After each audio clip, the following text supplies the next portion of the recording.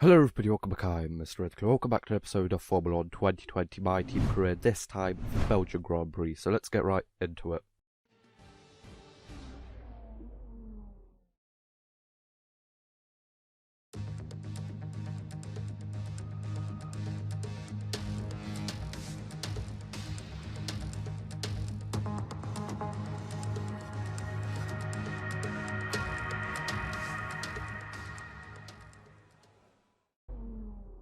Okay, so here I am out for my flying lap, and as you saw, like by the intro and by the thumbnail, the race is going to be a wet one.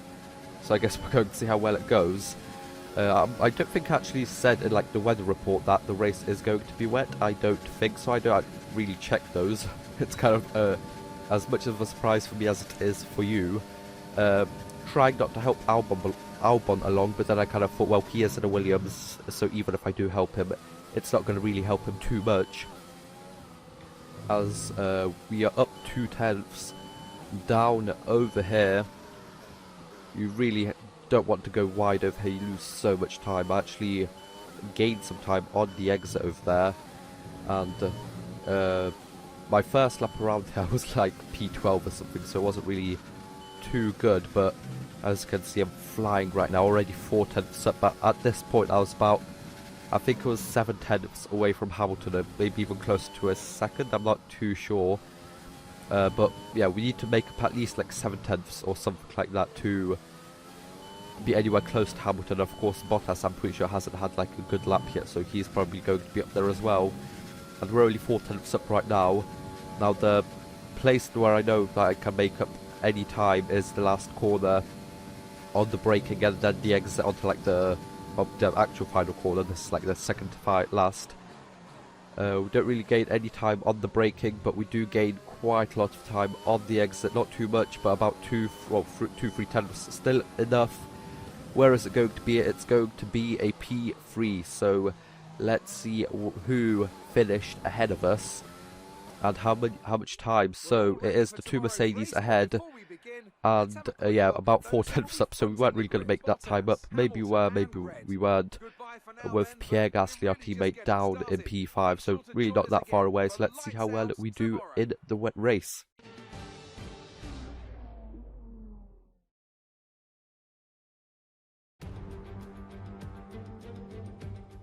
We're in Belgium once again for today's round of the Formula 1 World Championship. It's a race the great Ayrton Senna won 6 times, and in 2019, Charles Leclerc became the first driver to take their maiden win here since Michael Schumacher in 1992. Spa-Francorchamps then, a 4.35-mile tour of the Ardennes countryside, with 9 right corners and 10 left corners, giving us a grand total of 19. Average lap speeds in the dry can reach about 145 miles per hour, but without a significant improvement in these conditions, we won't be seeing anything like that today. With me today, of course, is Anthony Davidson. Let's talk about Red. What do you make of their performance so far this season? They've been avoiding mistakes and had solid pace, so it's been a good season so far, but whether they can keep that up long-term remains to be seen.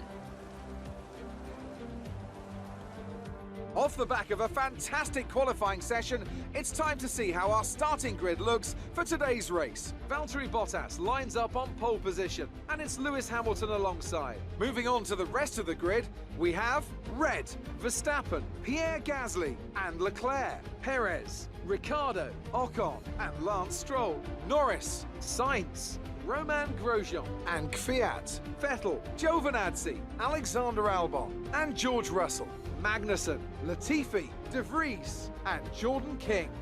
It's almost time for those 5 red lights to go out. Then let's see who can prevail today. Okay, so here we are lined up, ready to go with the full wet. So as you can see, it's pouring it down over here in Spa, and it's lights out and away we go slowly but surely as we get a really decent launch past Hamilton and past Bottas already into the first corner. Then we get hit by Bottas something from behind. Yeah, there you go. We get a warning for that. It wasn't really my fault. I kind of braked at the latest what he possibly could brake, but sure, okay. I don't really think that Bottas got any wing damage from that, but I guess we are going to see. It would really be nice to get like rear wing damage as well in this game. I think that would really add a bit of realism, or like a lot more realism into the game. I'm pretty sure like back in like 2010 or 12 game that actually was that kind of stuff, but I guess not anymore, as on lap 4 we get it really wrong through Eau Rouge and Radion, but we do manage to keep it keep it going forwards, and luckily we don't crash, which is good. So yeah, that's really good. Going up to lap 6, go really wide over here. That's why I said it's even harder to, well, it's even easier to go wide in the wet over here than it is in the dry, as we squeeze down the inside of Bottas to maintain the lead. Now, of course, during the wet weather races, especially at 25% races in the game, you don't need to pit at all. So it does actually make the race a little bit less, a little bit more boring than like normal ones. Because you don't have to pit, you don't have to like think about strategy and stuff. But I guess that's something. But it's quite interesting. We're having to keep it on the road, not crash, because that would be a DNF and really be bad. As there was a safety car over there, or a virtual safety car for Romain Grosjean, who was out. But that only lasts like 40 seconds, like it always does. Not really having too many safety cars. I don't think I've had one this season yet. I actually can't really remember. But of course, I made this season 10 races as we go through Eau Rouge and Radlion. It's a tongue twister right now for me to say that. I don't really know why. It's not really easy, but sure. But yeah, I made this season 10 races. So there's only Monza left after this, then Mexico, and the season finisher in Brazil, like it should be. So that's going to be cool. So of course 3 races after this. So next week is going to be the season finale, which is going to be really interesting to see if we can actually set this, well, if we can actually win the championship this year, because that would be really nice. Now I actually made some really huge upgrades in aero. I'm top of the field now, and in one other field, I'm not really sure which one it was. I think it was like engine and stuff. I actually made a huge leap from like 7th to like 3rd, but there you go, across the line in P1. Just fantastic. You deserved that race win.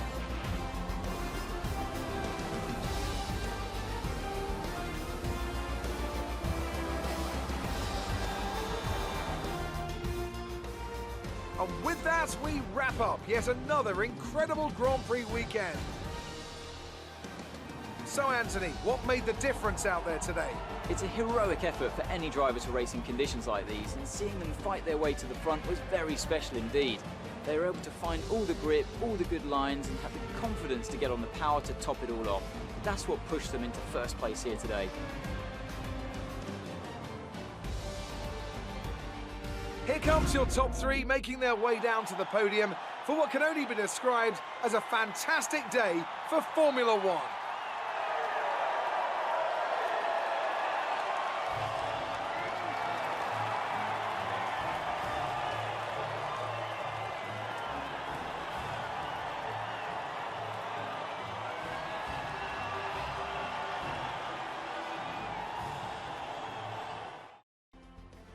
So there we go, we crossed the line in P1, get the fastest lap as well by, is that 8 tenths, which is actually huge.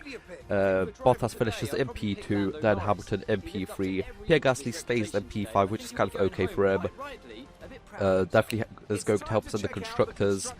In the driver standings, we go even further ahead of Hamilton. Now we're 24 points away from him, which is absolutely huge with 3 races to go. Definitely going to help us quite a lot.